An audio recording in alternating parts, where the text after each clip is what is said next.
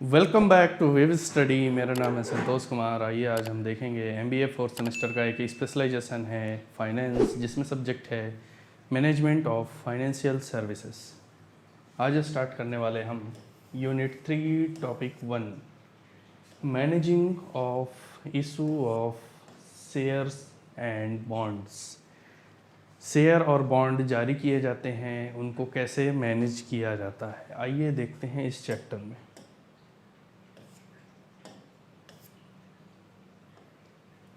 सबसे पहले देख लेते हैं मार्केट के दो मुख्य हिस्से, न्यू इशू मार्केट और stock exchange. New issue market क्या होता है? NIM। यह मार्केट उन सिक्योरिटीज, शेयर्स और बॉन्ड से जुड़ा है जो पब्लिक के लिए पहली बार उपलब्ध कराई जाती है। इसका कोई फिजिकल फॉर्म या अस्तित्व नहीं होता है। फिजिकल फॉर्म या अस्तित्व नहीं होता है। जैसे कि मान लीजिए कोई न्यू कंपनी है, यह क्या निकालती है? सबसे पहली बार ज़िंदगी में पहली बार IPO निकालती है, इनिशियल पब्लिक ऑफरिंग। मतलब ये अपने शेयर्स पब्लिक को देती है कि आप मेरे शेयर क्या करें, मेरी कंपनी के शेयर क्या करें, परचेज करें। ठीक, तो पब्लिक और कंपनी के बीच में जो लेन देन होती है, इन एंड आउट, जो लेन देन होती है वह कौन सा मार्केट कहलाती है? न्यू इशू मार्केट कहलाती है। ओके, अगला देखते हैं स्टॉक एक्सचेंज। यह उन सिक्योरिटीज़ की खरीद बिक्री पर कार्य करता है जो पब्लिक को पहले ही एक बार इशू की जा चुकी है। यह मार्केट इन्वेस्टर्स को लिक्विडिटी और शेयर को बेचने की सुविधा, मार्केटेबिलिटी प्रदान करता है। जैसे कि इसमें हमने देखा था कि हमने किसी व्यक्ति को IPO दे दिया है। ठीक, अब IPO देने के बाद अब उसको जब प्रॉफिट मिल जाता है तो वो क्या करेगा? उस शेयर को बेचने की कोशिश करेगा। तो वह कहाँ बिकता है? स्टॉक एक्सचेंज में बिकता है। ठीक, स्टॉक एक्सचेंज में अब जब वो व्यक्ति को शेयर बेचना होगा तो वापस वो कंपनी को नहीं बेच सकता है, वह किसी और व्यक्ति को बेच सकता है। ठीक, किसके जरिए? स्टॉक एक्सचेंज में BSE, बॉम्बे स्टॉक एक्सचेंज, और NSE, नेशनल स्टॉक एक्सचेंज के जरिए क्या कर सकता है? उसे खरीद और बेच सकता है। तो ये होता है मार्केट के दो मुख्य हिस्से, stock exchange, new issue market. ठीक, चलिए आगे चलते हैं।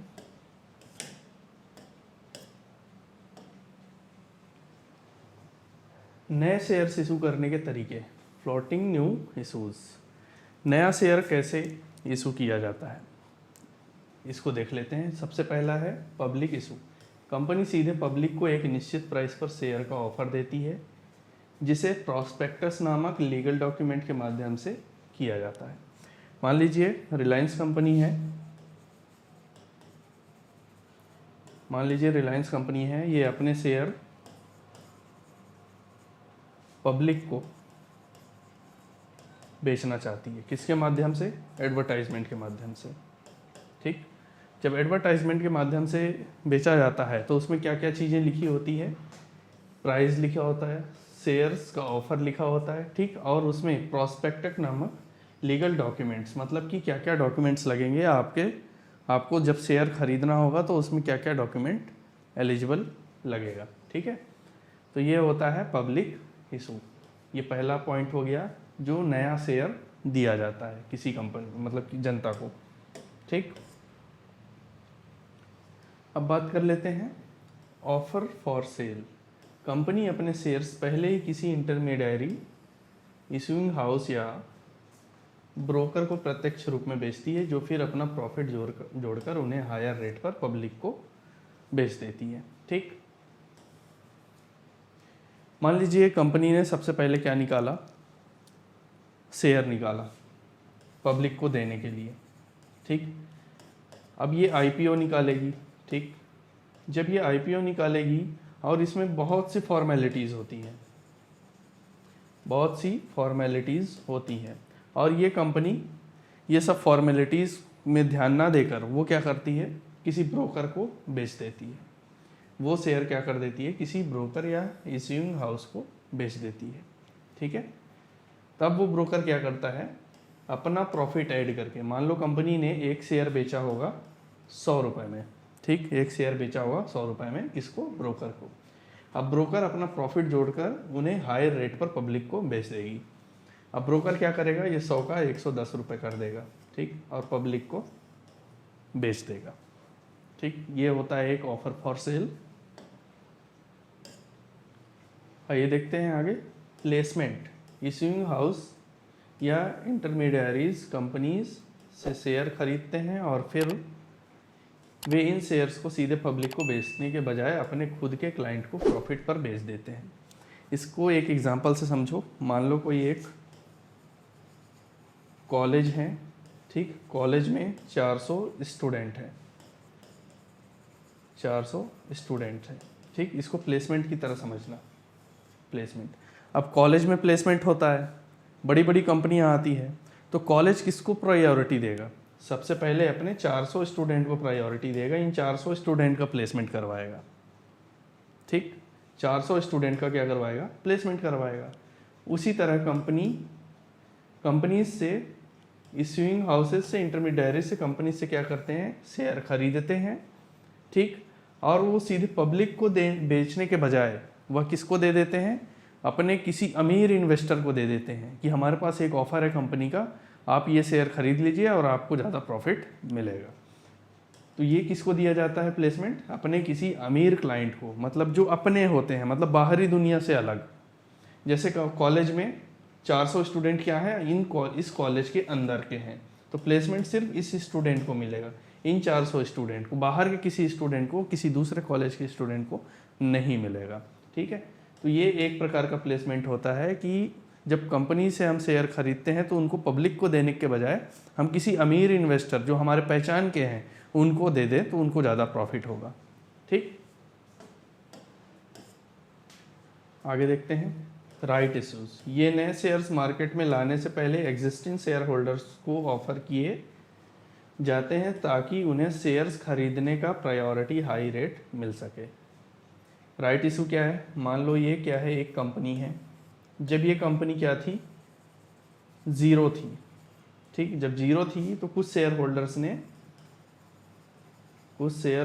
ने इस कंपनी पर, कुछ शेयर होल्डर्स, मान लो 100 शेयर होल्डर्स रहे होंगे, ठीक, इस कंपनी पर ये पैसे इन्वेस्ट किए। ठीक है, तो ये शेयर होल्डर्स क्या हो गए, पुराने हो गए, जो ऑलरेडी एग्जिस्ट कर रहे हैं, मतलब कि इन्होंने इस कंपनी पर इन्वेस्ट किए थे। अब ये कंपनी सोचती है कि मुझे अपना बिजनेस बड़ा करना है। ये मान लो एमपी में है और वो अपना बिजनेस कहाँ खोलना चाह रहा है, महाराष्ट्र में। ठीक है, महाराष्ट्र में खोलना चाह रहा है। ठीक, अब इस कंपनी को चाहिए, पैसे की ज़रूरत है, अपने शेयर के जरिए पैसों की ज़रूरत है, 1000 करोड़ की ज़रूरत है।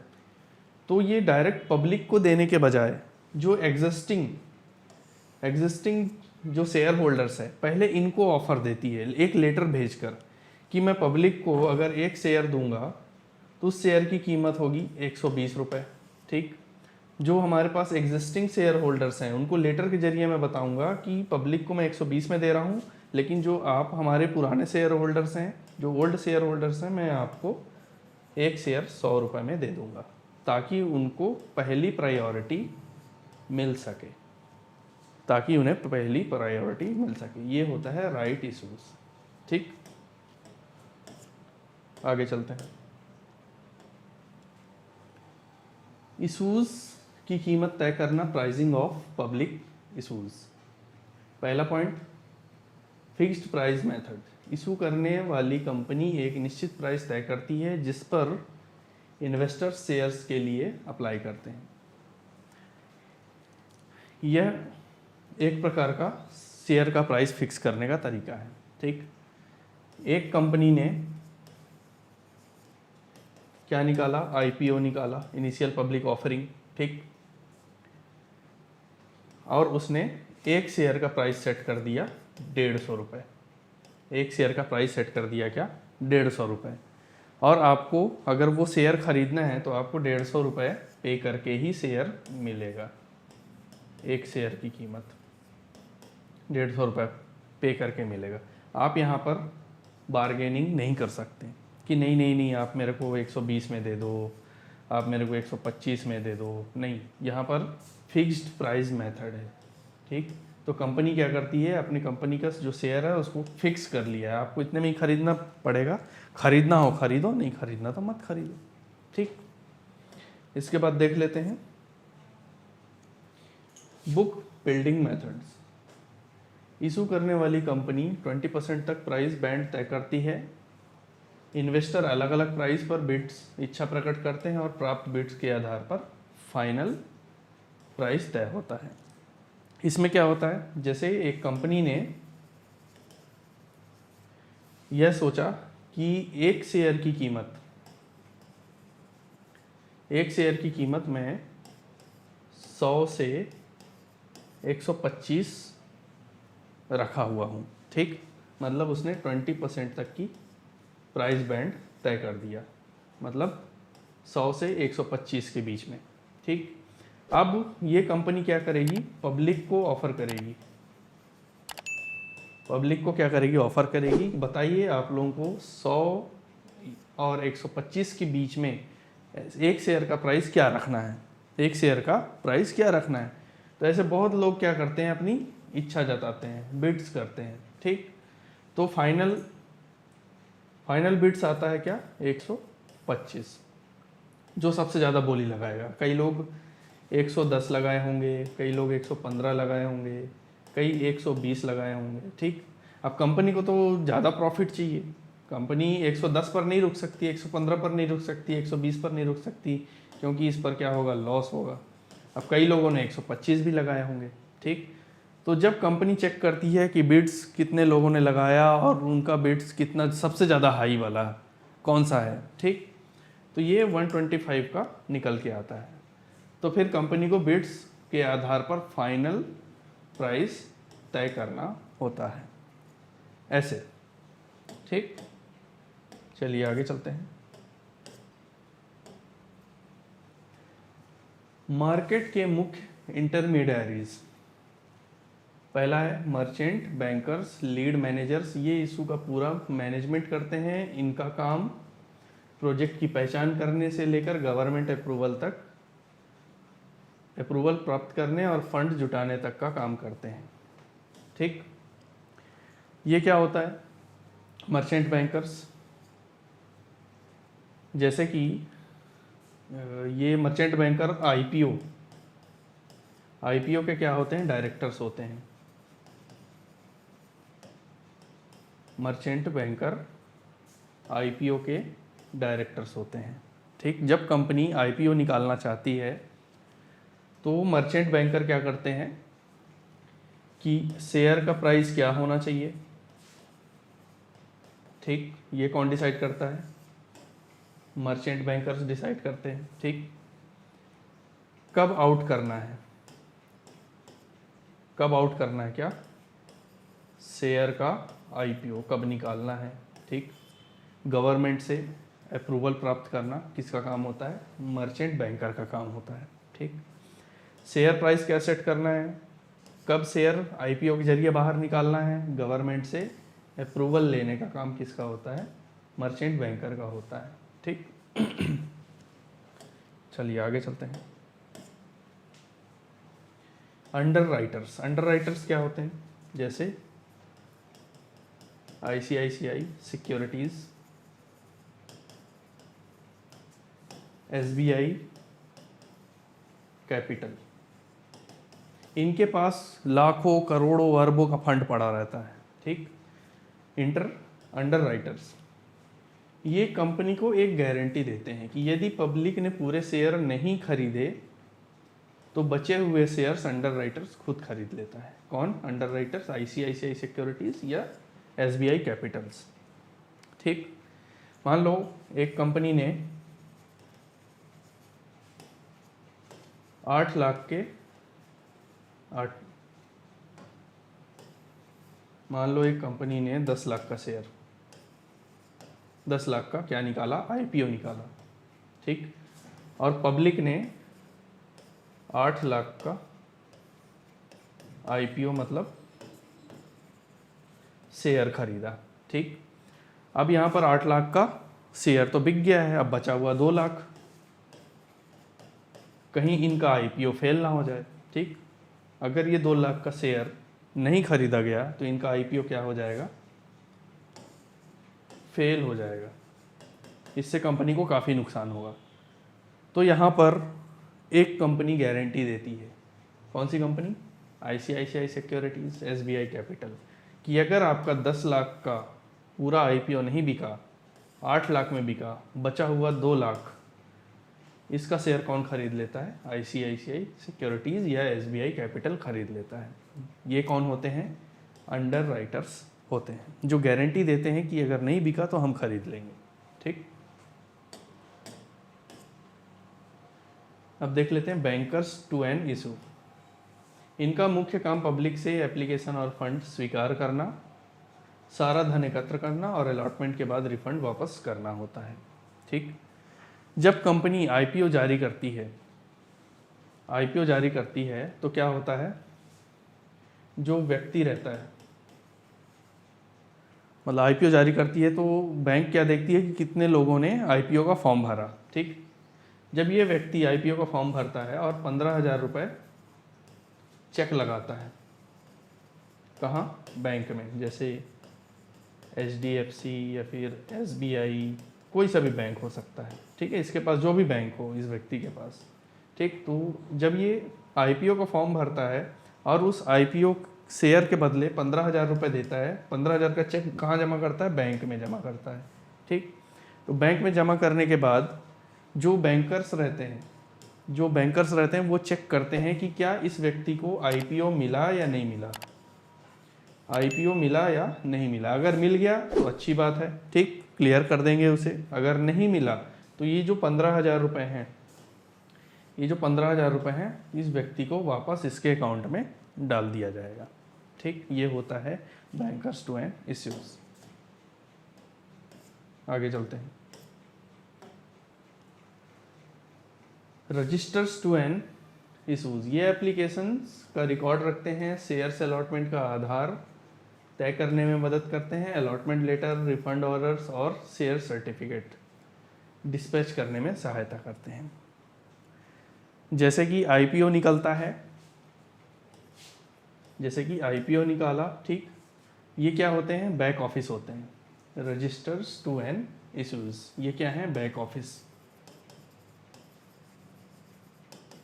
ये क्या चेक करते हैं, जैसे किसी व्यक्ति ने आईपीओ का फॉर्म भरा, तो ये जो बैक ऑफिस के लोग होते हैं ये क्या चेक करते हैं कि इसने सही से फॉर्म भरा है कि नहीं,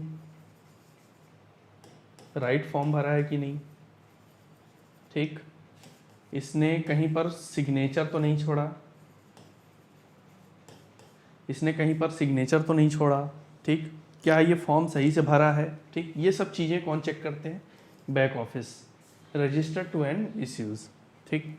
और उसके बाद क्या होता है, जब इनको शेयर मिलता है कि हाँ इस व्यक्ति ने राइट फॉर्म भरा है, सिग्नेचर भी सही किया है, ठीक, तो इनको क्या किया जाए, एक अलॉटमेंट लेटर दिया जाए कि हाँ आपको मिल चुका है। अगर किसी को नहीं मिला है तो रिफंड का ऑर्डर कर दिया जाए, ठीक, और जिसको मिल गया है उसको सर्टिफिकेट दिया जाए कि हाँ आपको ये आईपीओ का शेयर मिल चुका है, आपको ये सब चीज़ें फॉर्मेलिटी करके दे दी जाएगी, ठीक। अब बात कर लेते हैं ब्रोकर्स टू एन इशू। ये बड़े क्षेत्र में फैले हुए इन्वेस्टर्स से इशू के लिए सब्सक्रिप्शन प्राप्त करते हैं।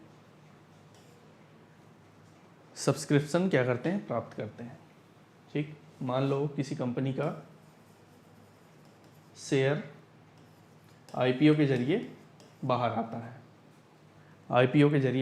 है, ठीक। तो आसपास क्या होते हैं, ब्रोकर्स भी होते हैं, ब्रोकर्स होते हैं। तो ये अमीर इन्वेस्टर्स को ढूंढ कर लेकर आते हैं और कॉल करके बोलते हैं कि सर इस कंपनी का शेयर आया हुआ है, पहली बार आईपीओ निकला है, क्या मैं आपका फॉर्म भर दूं। जब वो फॉर्म भरते हैं तो उनको 1.5% कमीशन मिलता है।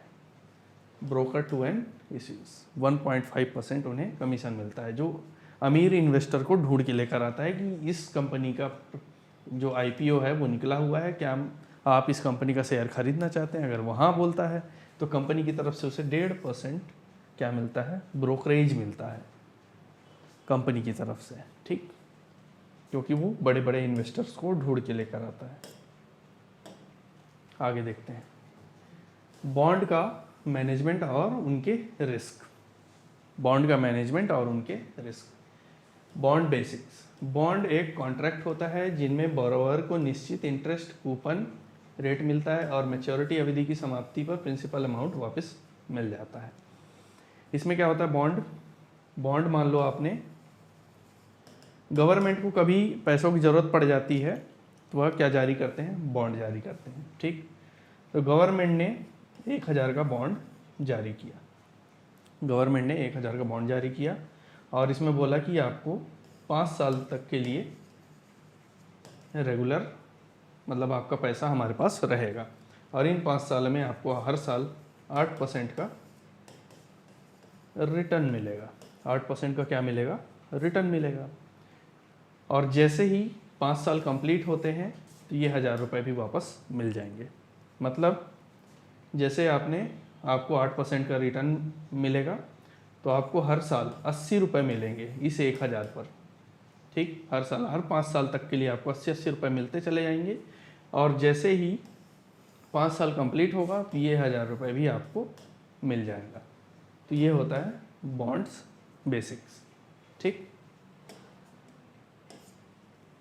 अब बात कर लेते हैं इंटरेस्ट रेट रिस्क। मार्केट में इंटरेस्ट रेट बढ़ने पर एग्जिस्टिंग बॉन्ड का प्राइस नीचे गिर जाता है। मान लीजिए आपने किसी कंपनी का क्या खरीदा, बॉन्ड खरीदा, ठीक, और यह आपको 14% क्या दे रहा है, रिटर्न दे रहा है। 14% क्या दे रहा है, रिटर्न दे रहा है। और अचानक सभी बैंक के मार्केट जो रेट्स होते हैं, इंटरेस्ट रेट होते हैं, वह 13% हो गया। वह क्या हो गया, 13% हो गया। तो इससे जो आपके बॉन्ड की वैल्यू है वो क्या हो जाती है, हाई हो जाती है। और जब आप इसे बॉन्ड को बेचना चाहोगे तो पब्लिक आपके बॉन्ड को सबसे पहले ख़रीदना पसंद करेगी, ठीक। तो ये होता है इंटरेस्ट रेट रिस्क। आपने 14% दे दिया, मार्केट में बैंक ने इंटरेस्ट रेट कम हो गए, तो ये होता है इंटरेस्ट रेट रिस्क। चलिए देखते हैं आगे। Default risk. जब बॉन्ड इशू करने वाली कंपनी समय पर प्रिंसिपल या इंटरेस्ट चुकाने में फेल हो जाती है, सेंट्रल गवर्नमेंट के बॉन्ड में यह रिस्क शून्य हो जाता है। जैसे कि आपने बॉन्ड खरीद लिया, ठीक, मान लीजिए आपने किसी कंपनी का बॉन्ड खरीद लिया, ठीक। अब वो कंपनी 2 साल बाद क्या हो जाती है, लॉस में जाना चालू हो जाती है और बैंकरप्ट हो जाती है, बैंकरप्ट हो जाती है। तो आपका जो बॉन्ड है उसकी वैल्यू 0 हो जाती है, उसकी वैल्यू क्या हो जाएगी, 0 हो जाएगी। ये कैसा है, रिस्क है, डिफ़ॉल्ट रिस्क है, ठीक। Marketability risk. यदि किसी बॉन्ड को जल्दी बेचना पड़े और वह आसानी से ना बिके, जिसके कारण उसे भारी डिस्काउंट पर बेचना पड़े। मान लीजिए किसी कंपनी को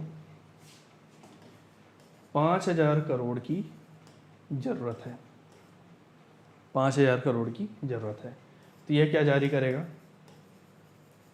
बॉन्ड जारी करेगा, कितने का, 5000 करोड़ का, ठीक। अगर ये बॉन्ड रिलायंस कंपनी का होगा तो ईजिली बिक जाएगा, ईजिली सेल हो जाएगा, ठीक, क्योंकि रिलायंस कंपनी के बॉन्ड्स को ख़रीदने के लिए मार्केट में पहले से लोग एग्जिस्ट कर रहे हैं, तो वो इसको ख़रीद लेंगे आसानी से। लेकिन कोई अनजान कंपनी हो, कोई अननोन कंपनी हो, और अगर वो अपना बॉन्ड जारी करती है कि उस कंपनी को 5000 करोड़ रुपए चाहिए अर्जेंट में, वो इसके बदले बॉन्ड देने को तैयार है, ठीक।